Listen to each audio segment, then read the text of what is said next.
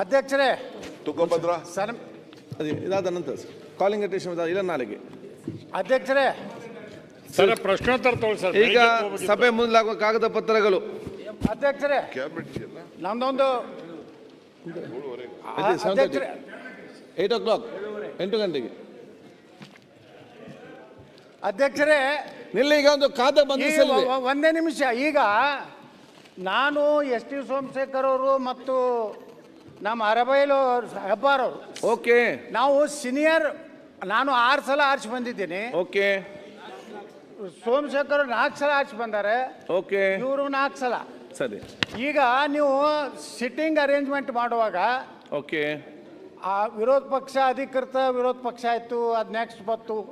ಅದರ ನಂತರ ಪ್ರಾದೇಶಿಕ ಪಕ್ಷ, ಅದರ ನಂತರ ಅಲ್ಲಿ ಕೊಡಬೇಕು. ಈಗ ನಂದು 724, 725, 726.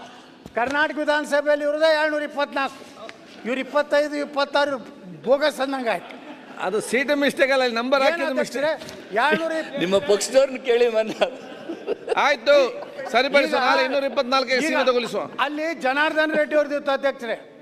ಅದಕ್ಕೆ ನಮ್ಮ ಕಾರ್ಯದರ್ಶಿಗಳು ಏನು ಹೇಳಿದ್ರು, ಅವರೊಂದು ಪ್ರಾದೇಶಿಕ ಪಕ್ಷದ ಅಧ್ಯಕ್ಷರಿದ್ದಂತ.